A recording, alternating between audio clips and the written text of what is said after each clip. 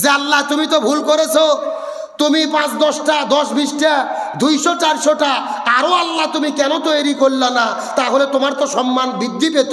তুমি সবই বোঝো, এটা বোঝো না। তোমার মতো আরো ১০টা-২০টা আল্লাহ ২-৪০০ আল্লাহ যদি আরো বানাই দিতে, তাহলে তোমার আরো দাম বাড়তো। এটা তুমি করলে না, এত বুঝো তা তো বুঝো না। আমি মনে করি যারা বলে কোরআনের সাথে রাজনীতির সম্পর্ক নাই, আমি মনে করি তাদের সাথে কোরআনের কোনো সম্পর্ক নাই। আবার অনেকে বলে আমরা শরিয়া আইনে বিশ্বাস করি না। নাউজুবিল্লাহ বলেন। শরিয়া আইন হলো কোরআনের আইন, শরিয়া আইন হলো হাদিসের আইন। যারা বলে শরিয়া আইন বিশ্বাস করি না, এরা কখনো মুসলমানের বাচ্চা থাকতে পারে না। এই বাংলাদেশে ভণ্ড আছে না নাই? হাজারো মানুষের ঈমান আকীদা নষ্ট করে দিচ্ছে এই তথাকথিত বাউল নামের কিছু বাউল ভণ্ডগুলো। তার মধ্যে একটা বাউলকে গ্রেফতার করা হয়েছে, আবুল সরকার। কয়েকদিন আগে তিনি বক্তব্য দিয়েছিলেন যে আল্লাহর আগাও নাই পাছাও নাই। জোরে বলেন নাউজুবিল্লাহ। আবার আজকে দেখলাম তিনি একটা পালা গানের মঞ্চে গিয়ে বক্তব্য দিচ্ছে যে আল্লাহ তুমি তো ভুল করেছো, তুমি ৫-১০টা ১০-২০টা ২০০-৪০০টা আরো আল্লাহ তুমি কেন তৈরি করলা না? তাহলে তোমার তো সম্মান বৃদ্ধি পেত। তুমি সবই বোঝো, এটা বোঝো না। নাউজুবিল্লাহ বলেন। কাকে বলতেছে? আল্লাহকে বলতেছে তুমি একা কেন থাকলে? ১০-২০টা আল্লাহ কেন বানাও নাই? ২০০-৪০০ আরো আল্লাহ কেন বানাওনি? তাহলে তো তোমার সম্মান হতো। এটা কেন বুঝলা না তুমি?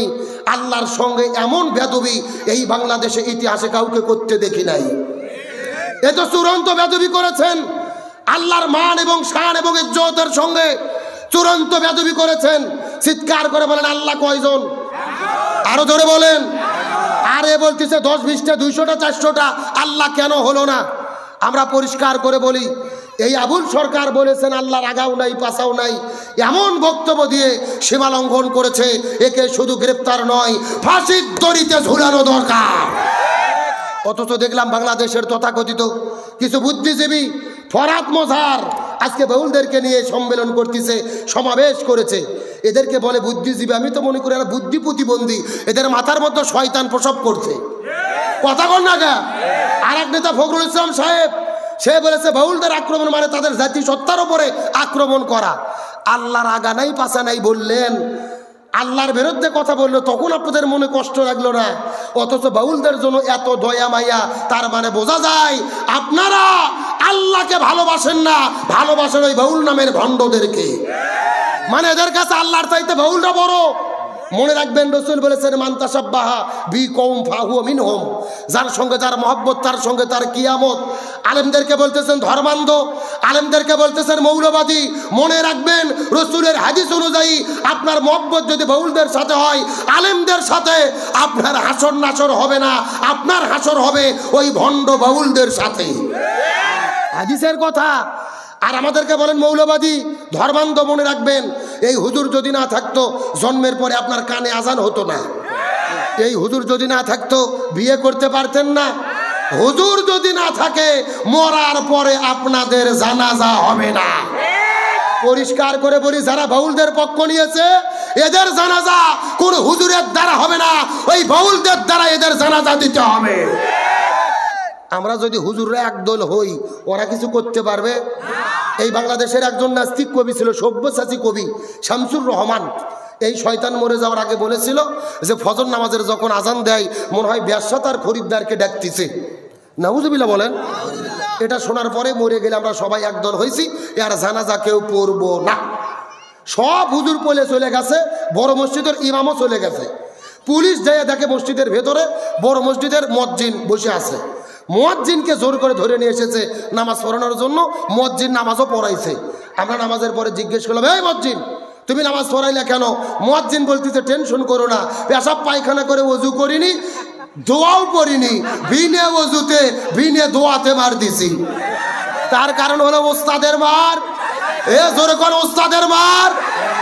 সারা জীবন আমাদেরকে বলবা রাজাকার, মৌলবাদী, ধর্মান্ধ, আমাদেরকে বলবা উগ্র, আর তোমরা মরে গেলে আমরা জানাজা দেব, এই ধান্দা বাদ দাও। জোর করে নিয়ে যাবে নামাজ পড়ানোর জন্য, আল্লাহু আকবার বলে চুপ করে থাকবো, কোনো দোয়া পড়বো না, ফাটা বাটাম। এ কথা কোন?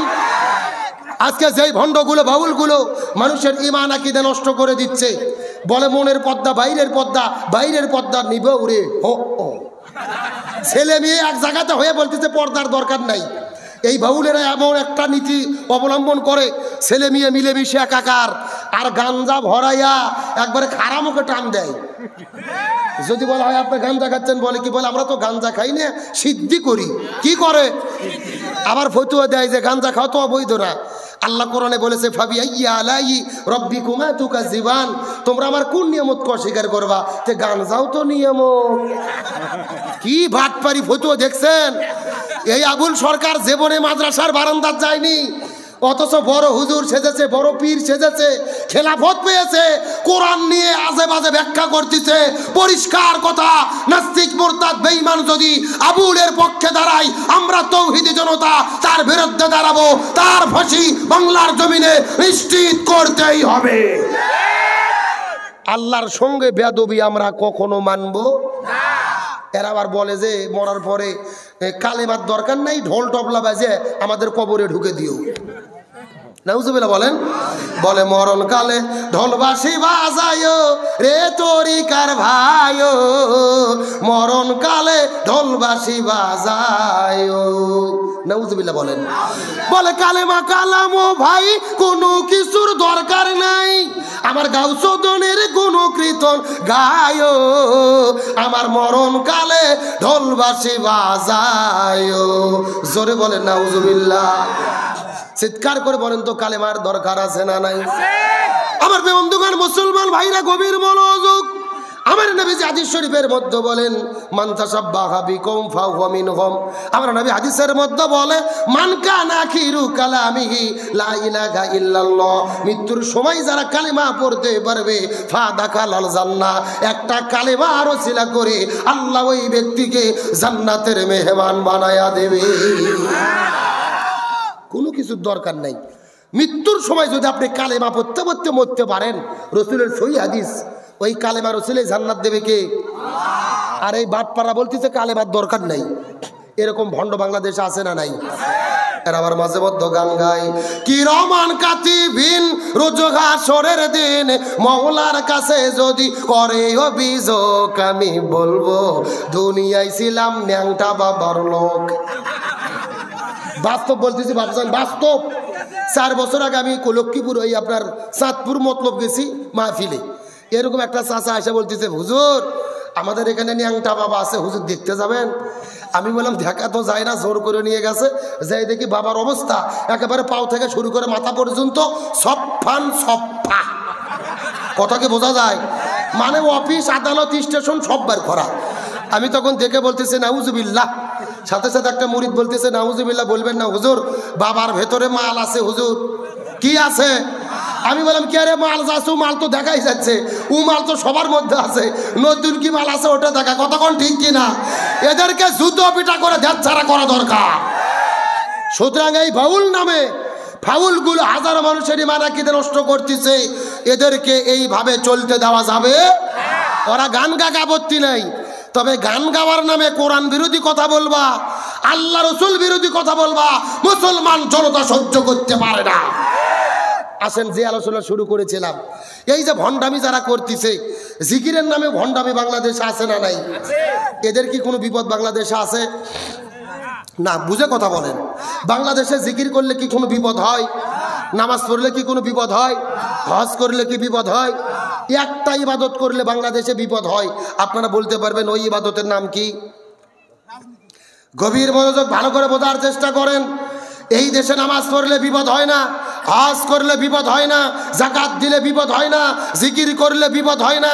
এই দেশের ভেতরে তারাই বিপদের মধ্যে পড়েছে যারা জমিনের ভেতরে কোরআন বিজয়ের আন্দোলন করেছে। আর এটাকেই রাজনৈতিক ইবাদত বলা হয়। কি ইবাদত? রাজনৈতিক ইবাদতের মূল কথা জমিন যার, আইন চলবে তার। ব্যক্তি, পরিবার, সমাজ, রাষ্ট্র, সংসদ ভবন, সুপ্রিম কোর্ট সবকিছু চালাতে হবে কি দিয়ে? ইন্না আনজালনা ইলাইকাল কিতাবা বিল হাক্কি লিতাহকুমা বাইনান নাস বিমা আরাকাল্লাহ ওয়া লা তাকুন লিল খায়িনিনা খসিবা। পুরো জমিনে কোরআন দিয়ে চালাতে হবে। কোরআন নাই যেখানে অশান্তি দেবে কে? এখন আপনাদের একটা তথ্য দেই, ভালো করে বোঝেন। আমাদের নবীজি রমজান মাসে 16 দিন রোজা রেখেছে। জোরে বলেন কয়দিন? 17 রমজান সকালবেলা নবীজি রোজা ভেঙে ফেললেন, খেজুর খাইলেন, পানি খাইলেন। সাহাবীদেরকে বললেন যে তোমরাও রোজা ভেঙে ফেলো। সাহাবীরা বলতেছে ইয়া রাসূলুল্লাহ, এটা আপনি কেমন কথা বললেন? আপনি না 3 দিন আগে ওয়াজ করলেন একটা রোজার এত দাম, ইচ্ছে করে যদি কেউ একটা রোজা ছেড়ে দেয় লাগাতার 60টা রোজা রাখতে হবে, আবার যদি একটা রোজা কেউ ছেড়ে দেয় আবার লাগাতার 60টা রোজা রাখতে হবে, আপনি কেন রোজা ছাড়তে বললেন? রাসূল বলতেছে বেশি বোঝার চেষ্টা করো না। ওয়ামা আতাকুমুর রাসূলু ফাখুযু, আমি নবী যা বলি তা তোমরা করো। ওয়ামা নাহাকুম আনহু ফান্তাহু, আমি নবী যা বলি তা করতে নিষেধ করো, নিষেধ থাকো, বিরত থাকো। আবু জেহেল মদিনে আক্রমণ করেছে, আর বসে থাকা যাবে না। এখন খেজুর খাও, পানি খাও, শরীরে শক্তি অর্জন করো, রোজা ভাঙে আবু জেহেলের মোকাবেলা করতে হবে। তার মানে বোঝা গেল রোজা রাখা ইবাদত, তবে রোজার চাইতে দামি ইবাদত হলো এই জমিনের ভেতরে কোরআন বিজয়ের জন্য রাজনৈতিক ইবাদত করা। আমার বন্ধুগণ, মুসলমান ভাইরা গভীর মনোযোগ লক্ষ্য করুন। কোনো দিকে নজর নাই, কোনো দিকে তাকাতাকি নাই। আর ছোট্ট করে একটা দৃষ্টান্ত দেওয়ার পরে বিদায় নিয়ে চলে যাওয়ার চেষ্টা করব। নবীজির সাহাবী হযরতে হানজালা রাদিয়াল্লাহু তাআলা নতুন বিবাহ করার পরে বউটাকে নিয়ে বাসর ঘরে চলে গেছেন। ওই বাসর ঘরের ভেতরে স্ত্রীর সঙ্গে প্রেম ভালোবাসা মহব্বত শুরু করে দিয়েছেন।